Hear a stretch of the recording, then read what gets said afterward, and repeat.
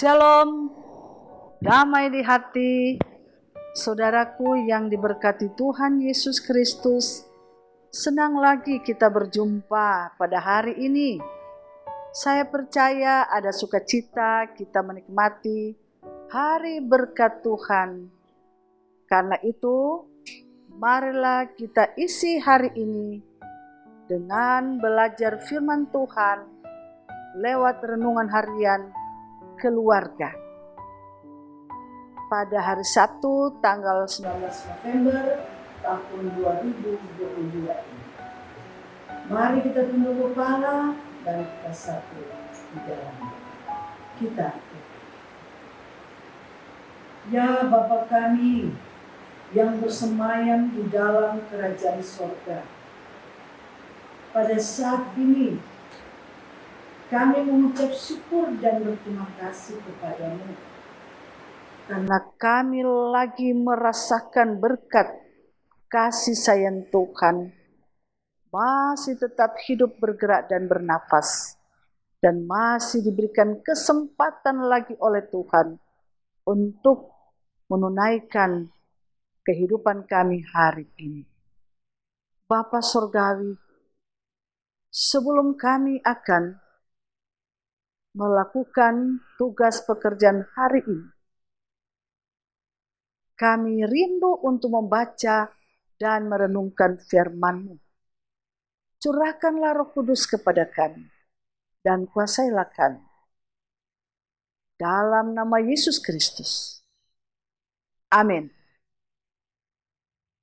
Marilah jemaat Tuhan, kita membuka Alkitab dalam Perjanjian Baru, Kitab Galatia pasal 6, ayat 16 sampai ayatnya yang ke-18. Demikian bunyinya. Dan semua orang yang memberi dirinya dipimpin oleh patokan ini, turunlah kiranya damai sejahtera dan rahmat atas mereka dan atas Israel milik Allah. Selanjutnya, janganlah ada orang yang menyusahkan aku, karena pada tubuhku ada tanda-tanda milik Yesus. Kasih karunia Tuhan kita Yesus Kristus menyertai roh kamu, saudara-saudara. Amin. Demikian bacaan Alkitab, dan marilah bersama-sama kita mendengarkan renungan pada hari ini dengan judul Dipanggil untuk Memberkati. Keluarga Kristen yang dikasihi dan diberkati Tuhan Yesus Kristus.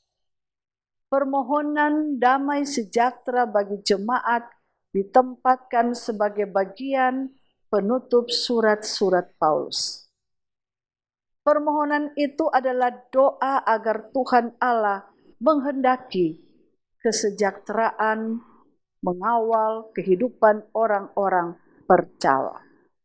Saudara-saudara, Rasul Paulus memberi berkat dengan menasihati jemaat supaya secara konsisten menjalankan hidup sesuai dengan bimbingan roh yang ditempatkan oleh Tuhan Allah di dalam hati orang percaya. Dan Rasul Paulus meminta agar jangan ada orang yang menyusahkannya lagi, karena pada tubuhnya Rasul Paulus ada tanda-tanda milik Tuhan Yesus, yaitu pengalaman penderitaan ketika Rasul Paulus memberitakan Injil firman Tuhan. Itu kita bisa baca dalam 2 Korintus pasal 11 ayat 23 sampai ayatnya yang ke-28. Rasul Paulus bermohon kiranya orang-orang yang memberi diri dipimpin menjadi ciptaan baru untuk mendapat damai sejahtera dan rahmat dari Tuhan Allah kita.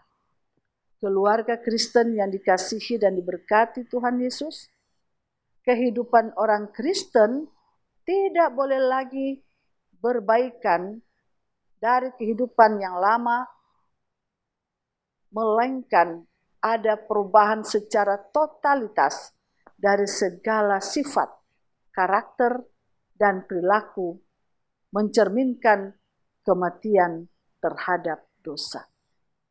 Suatu kehidupan yang semata-mata baru. Perubahan ini dapat terjadi hanya oleh pekerjaan Roh Kudus. Jika kita mengaku dengan mulut bahwa Yesus Kristus adalah Tuhan dan percaya dalam hati bahwa Tuhan Allah telah membangkitkannya dari antara orang mati, maka kita diselamatkan. Bandingkan Roma pasal 10 ayat 9. Melalui iman kepada Kristus kita diselamatkan. Jadi keselamatan itu bukan karena usaha kita, melainkan karena kasih karunia dari Tuhan Allah semata. Inilah yang membuat orang percaya bermegah dan bangga. Kasih karunia Tuhan Allah itulah yang memberikan jemaat kemampuan untuk melaksanakan nasihat Rasul. Tanpa kasih karunia, Allah kita tidak akan mampu membangun persekutuan. Tanpa kasih karunia, Allah kita tidak akan mampu memenuhi dan melaksanakan nasihat-nasihat yang sangat diperlukan untuk pembangunan iman jemaat dan keluarga. Saudara-saudara, sebagai orang percaya, kita pun diminta untuk mengharapkan dan memperjuangkan kedamaian bagi orang lain. Panggilan kita adalah untuk membuat orang lain merasa aman, nyaman, dan selamat dalam menjalani kehidupannya. Terpujilah nama Tuhan. Amin. Mari kita berdoa. Segala puja, puji, sembah, hormat kami naikkan kehadirat-Mu yang suci kudus, ya Allah, ya Tuhan kami. Karena betapa besar kasih dan setia-Mu ya Bapa, yang menyertai, memelihara, menjaga kehidupan kami, sampai kami boleh berada di hari Sabtu, tanggal 19 November ini, dalam keadaan tubuh diberkati. Dan masih lagi boleh membaca dan merenungkan firman Tuhan yang menjadi pegangan, patokan bagi kami untuk menjalani hidup hari ini dan hari-hari yang akan datang. Dijaga, dilindungi kami selalu Tuhan, dalam tugas, pekerjaan, dan pelayanan kami. Dan dijagai juga kehidupan keluarga kami masing-masing. Oma, opa, bapak, ibu, pemuda, remaja, dan anak-anak. Dan Tuhan kuduskan bagi mereka yang sekarang ini dalam suasana sukacita iman. Karena Tuhan mendengar doa-doa mereka yang mereka naikkan kepadamu dan Engkau mengabulkan. Bahkan juga ketika mereka boleh menyelesaikan segala persoalan-persoalan hidup mereka.